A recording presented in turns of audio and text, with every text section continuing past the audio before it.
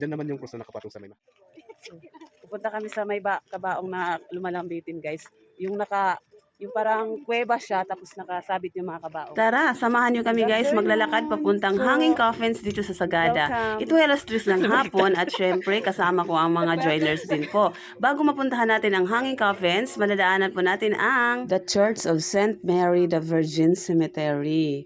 Katoliko siya na cemetery at libre lang bago natin yan. Itong nadadaanan natin ay mga rock formations. Halos lahat na makikita mo dito na mga puno ay pine trees. Ito ay dahil po sa World War II, noong World War II ang mga ibon ay liliparan at may daladalang mga seeds. At yun ay kinakalat dito sa buong mountain province. Kaya ito sa Sagada ay napakaraming pine trees. Ang langgam dito, grabe. Ano ba yan? Lawak kasi niya eh, ang lawak. biglang tumubo dahil sa buto niya, dahil sa ibon. Yung buto niya, inano ng mga, yan, kaya dumami. Yun ang pupuntahan po natin. Dala ng ibon. Oo, yan, nakita ko. Anyway, it's two option. It's either nababay natin or dito na lang po. Baba tayo, baba. Sige. Madali bang paakyat? Kaya sabi natin kanina. Oo. Uy, ang ganda dito. Ngayon, may makita tayong ano doon. Nakasiksik na kabaong.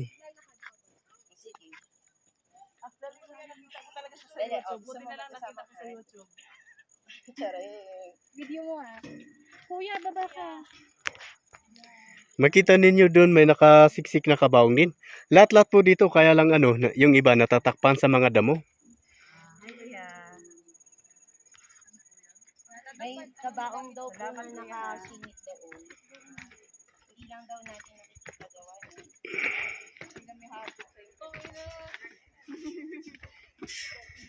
So, habang naglalakad kami dito, nararamdaman ko po ang lamig at ang ganda ng view dahil sa mga rock formations at Lalo mga mamaya, pine trees. mamayang gabi. Ito yung gamot na para sa pag mapilay doon, no? Diba? Ilagay lang siya dito. Nakalimutan ko ang pangalan. Maganda ba ang kuha ko dyan, kuya? Maganda kasi maganda ka. Ay, thank you, kuya. Makikita mo yan sa vlog, kuya. Dito mo sa may kanan, kaliwa. Sa kaliwa tayo dito. Aba, So, anong ginagawa nila, kuya? nagra-rock climbing. Rock climbing. Rock climbing. Gusto mong subukan? Magkano siya, kuya? 500, unlimited.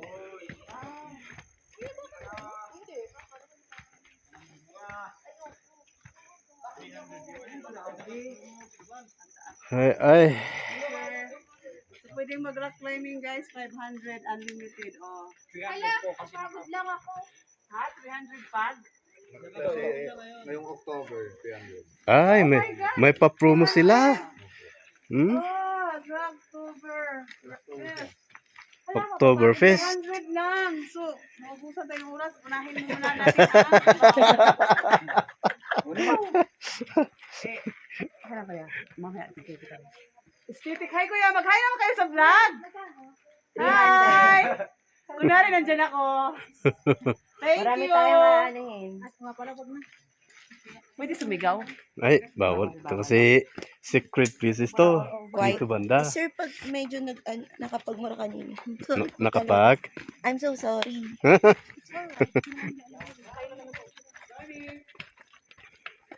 So, ako na yung tour, guys. Spaghetti pababa.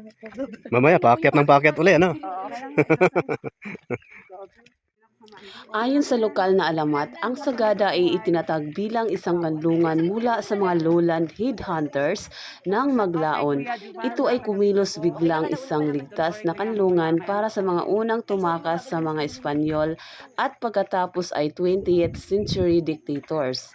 Ang malayong lokasyon ng bayan at matarik na lupain ang nagpanatiling nakabukod nito at ngayon ay makikita mo pa rin ang tradisyon na paraan ng pamumuhay ng mga Igorot.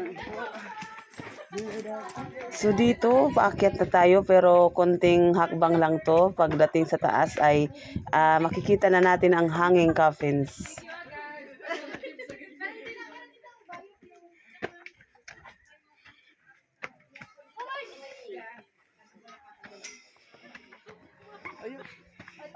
Video ka pa eh.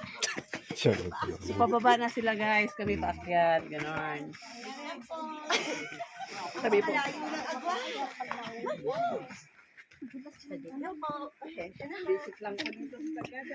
Ang malayong nayo ng Sagada ay matatagpuan sa Cordillera Central na kabundukan ng Hilagang Luzon, ang pinakamalaki at pinakamataong isla ng Pilipinas. Dito yung may hanging cabins na makikita Sa dito. Pilipinas, ang mga Igorot ay nagsasagawa ng isang sinaunang ritual sa paglilibing kung saan ang mga matatanda ay naguukit ng kanilang sariling mga kabaong at ang mga patay ay ibinitin sa gilid ng isang bangin. Dahil masaya po ako guys, kaya napasayaw na naman ako ng Kuring Ilongga. It's a sign na we did it, we did it. Kilala ang Sagada sa ilang mga sikat na atraksyon at kabilang na nito ang hanging coffins ng Sagada. Kaya lang, ito po ay recent. Hindi katulad sa iba dito, sa Burial Cave, na yun yung pinaka-old po. Pero makita po ninyo dito, pagpahamingin po siya, may maliit at saka yung malaki, di ba?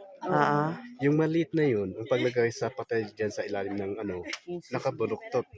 Anyway, Parang baby. may ano po sila na beliefs na parang ganun. Ibabalik nila, patay nga ibabalik sa dating position po. Parang Oo. Ngayon, andyan naman yung cross na nakapatong sa may mahabang po. Opo. Yun yung simbolo ng pagka-Christian. Sila po ay galing sa anong religion namin na parang pagan ganun po. Tapos naging Christian kaya pinatong yung cross. Purposely, para dalhin yung patay sa ganito, isasabit o kahit isisiksik sa mga ano-ano po dyan.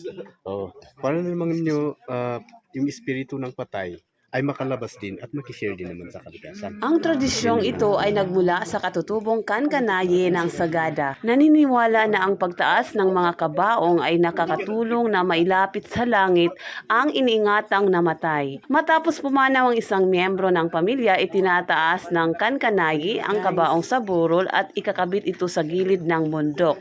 Katulad dyan sa video na to. Ang gaganda ng mga rock formations dito guys, ang lamig. So hanggang dito muna, abangan ang next vlog dito sa Sagada, Amping Kanunay.